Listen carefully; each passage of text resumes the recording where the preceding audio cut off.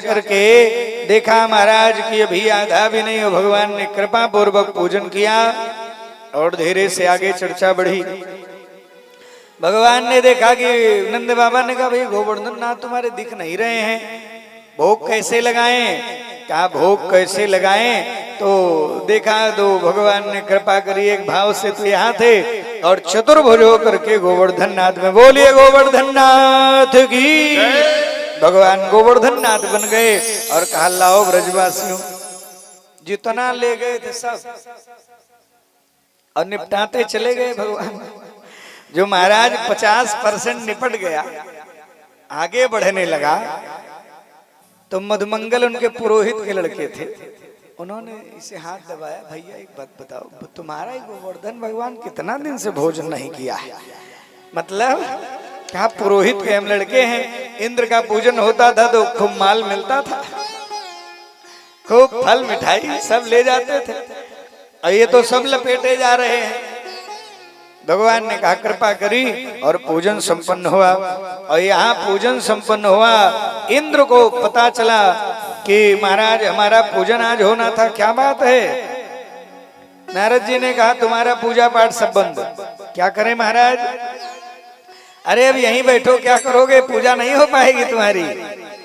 तुरंत एक्शन ले लिया। गणम सामवार्तकम नाम, एक शामवार्तक नाम के मेघ हैं, प्रवर्तक नाम के जो मेघ हैं वो से खेती वाली बारिश होती है, और शामवार्तक नाम के जो मेघ हैं उनसे प्रलय में वर्षा होती है, हाथी की सूंड बराबर धार चलती है, इतनी मोटी। कहा सामवार्तक गणों को बुलाया, आप बहा दो ब्रज को, और गए बहाने महाराज। भगवान ने कहा चिंता मत करो, सारे लोग घबरा गए, प्रभु रक्षा करिए।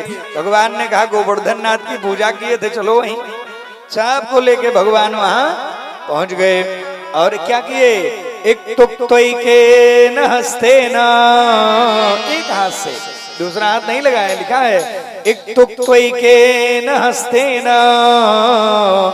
कृत्वा गोवर्धना चला दधार लीलया कृष्ण छत्रक मिव बालका। जैसे कोई छोटा बच्चा बरसात में जमने वाला छाता उखाड़ ले, ऐसे ही भगवान ने टांग लिया, उसके गड्ढे में सबको बुला लिया। और एक बात कहूं, पानी बढ़ा, भगवान ने बांसुकी नाग की मेढ़ी बना दी, पानी ना आवे, और बाहर और पानी बढ़ने लगा।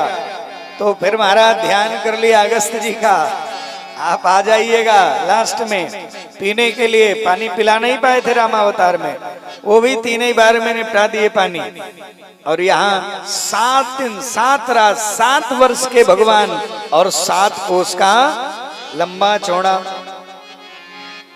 3 दिन बीत गया, सारे लोग लाठी डंडा अपना अपना सब लगाए हैं, यशोदा मैया सब लोग लगाओ अपना अपना। सारे लोग अपना अपना लाठी रख के नाश्ता पानी भी कर लेते, भगवान ऐसे खड़े हैं। यशोदा जी ने कहा ये सुनो, तुम लोग थोड़ा देर लगाओ, ये हमारा बालक भी थोड़ा नाश्ता वास्ता कर ले। ग्वाल वालों को लगा कि इनके अकेले से उठाने से थोड़े उठा। ग्वाल वालों ने कहा क्यों रे कन्हैया, तुझे लगता है हम अकेले उठाए हैं? जाओ तुम भी नाश्ता वास्ता करो, हम लोग मोटी मोटी लाठी लगाए हैं अपनी, चिंता छोड़ दो। भगवान ने कहा इनको थोड़ा दर्शन करा दिया जाए। भगवान ने संभाल लेना भाई, हम नाश्ता कर लेते हैं। जैसे हिलाया, सारी लाठियां चटचटा करके टूट गई। कन्हैया पकड़ो पकड़ो, सब भगवान फिर उठा लिए